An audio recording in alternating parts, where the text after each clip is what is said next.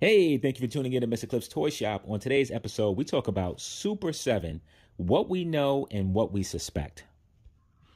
Today, I'll only be focusing on two categories. That will be reveals and my predictions.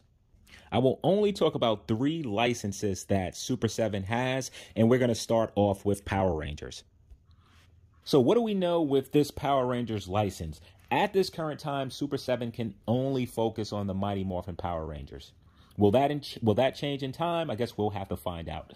I guess that's good for me, as that was the only Power Rangers series that I focused on. Anything beyond that, I'm completely oblivious. So, unlike most of the Super 7 Ultimate Waves, instead of receiving 4 figures or characters, we'll actually be receiving 5. We'll be receiving a Putty Soldier, Green Ranger, Yellow Ranger, Goldar, and one of the Dragon Zords, or properly Tyrannosaurus Dinozord. Now, I have to admit, I thought I was going to be completely uninterested in this series specifically for the Rangers. Though I have to admit, these Rangers look fantastic, and they come with several accessories, especially the Green Ranger. We get the helmeted head, 2 Tommy heads, assortment of hands and weapons. This one has me on the line. I'm really considering picking this up, and for $55, it's not bad at all. I think the SH Figuarts version was priced higher than this. So for anyone jumping into this, I think that $55 is actually a good price point. I just think that the Mezco one will be a better version, so I'm probably going to hold out for the Mezco one. And this is going to be a line for me to where either I get all of the Rangers or I don't get any of them. So jumping into the Yellow Ranger also comes with several accessories. To me, what's so cool about this figure, it actually comes with the head sculpts of 2 different characters. The first one we get is of my version of the Yellow Ranger, which is Trini, and the other is from a actress. I think her name was Aisha in the show. I could be wrong. I had to Google that, and Google isn't always correct. Again, I don't know anything past Mighty Morphin Power Rangers. Now, this Putty had me thinking if I was going to move forward with getting this. Really comes with some cool accessories. You get a fabric jersey from a specific episode, as well as this hat and this clown, part of a clown costume. Not sure exactly what you call that piece. However, I don't want to spend $55 to army build these figures. For me, the Hasbro version will do. Those are $30 for 2 figures, and I think right now I have either 10 or 12 of those. If I do get one of these figures, it will probably just be one so that I can interchange the accessories with the Hasbro figures that I have. Yes, some parts may not fit. Some things may actually fit. So now, moving on to the figure that I am actually going to get, and that's going to be Goldar.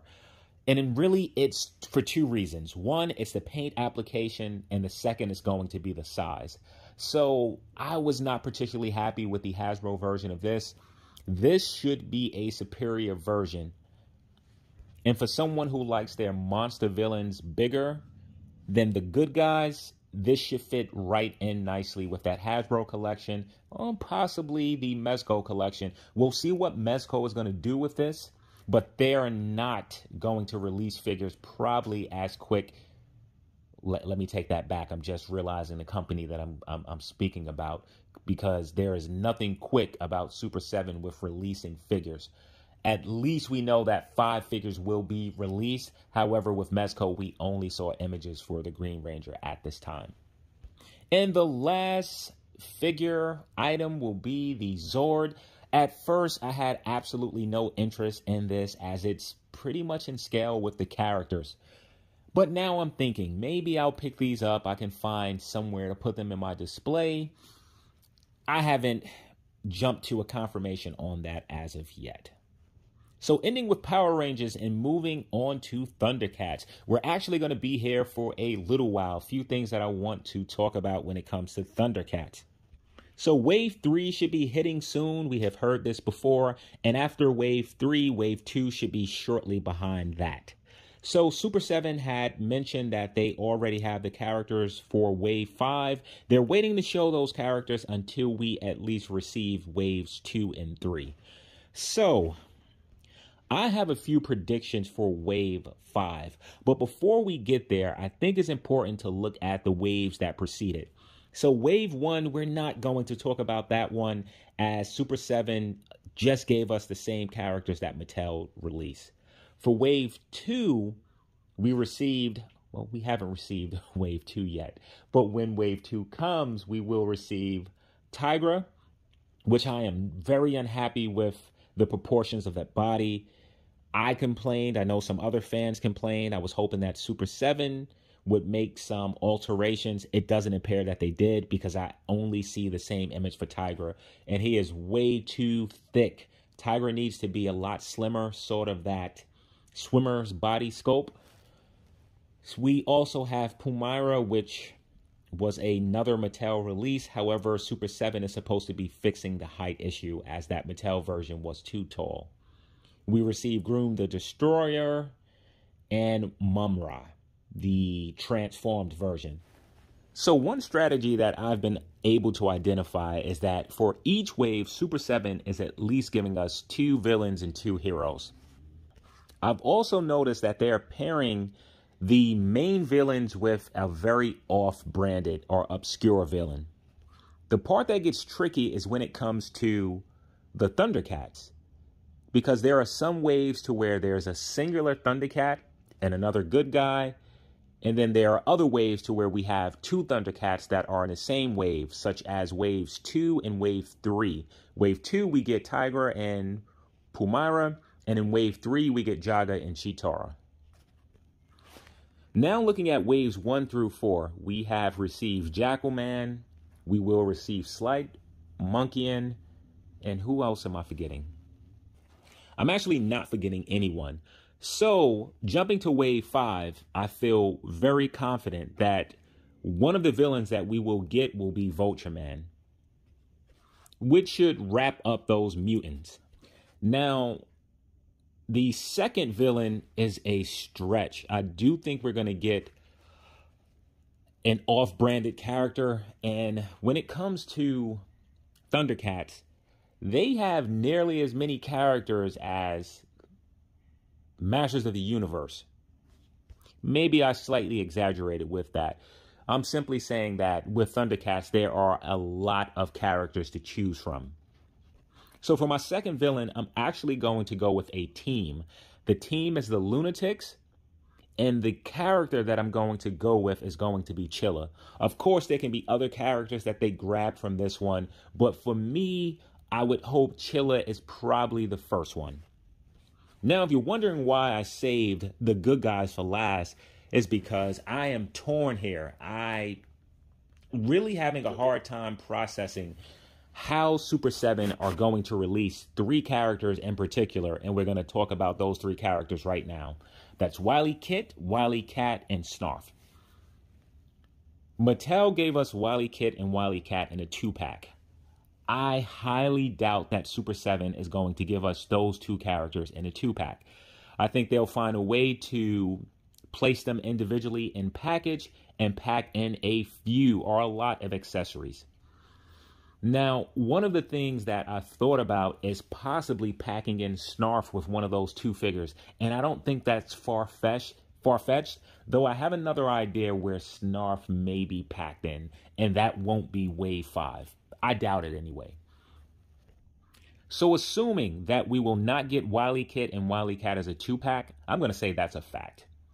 Assuming that Snarf will not be a pack-in for either one of those figures, I'm going to say for Wave 5, as far as a Thundercat, we're going to get either Wily Kit or Wily Cat.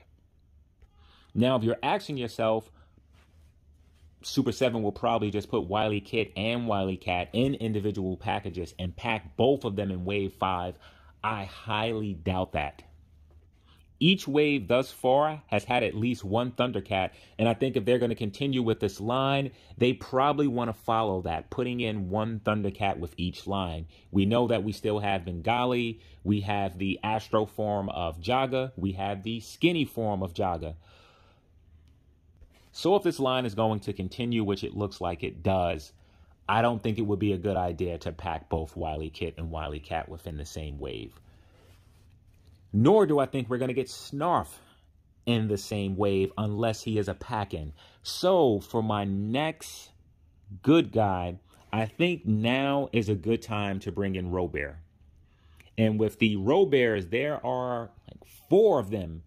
There's Belle, there's Bert, and I can't remember the names of the other 2, though I'll make sure to include images. Someone like me is going to want several of these figures.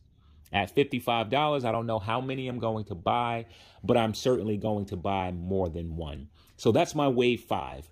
Vulture Man, Chilla of the Lunatics, Wily Kid or Wily Cat, and one of the Roberts. So now jumping over to Silverhawks, and this will be relatively quick as it's just one thing that I wanted to talk about. So a few weeks ago, Shartimus Prime released a video with an interview for Super 7. If you haven't watched it, it is pretty entertaining at the least. So Shartimus received some criticism over his push to Brian Flynn of Super 7, to where he basically said, I'm not buying that because it doesn't remind me of the cartoons. In the cartoons, I saw there's a lot of highlights and hard highlights, hard shadows. I don't remember the name of like the police chief character guy, but I remember there's like a scene where, you know, he kind of introduces each character and like they get a like Quicksilver, the camera comes down and it has like a glisten kind of thing going on. So like they're supposed to look very Silver for how much animation they're able to include with all that detail. And hear that there's all this work and energy being put into the different paints, because I think have like 7 different paints in sampling right now. Okay, so you are so it is a concern. It's a thing on your mind. It's not like you just put these pictures. Oh, what's the cheapest way we can make these? Flat gray it is. That's nice. Yeah, that's what scares me. Cool that you're looking at different types of paint and everything. I'm actually refreshed.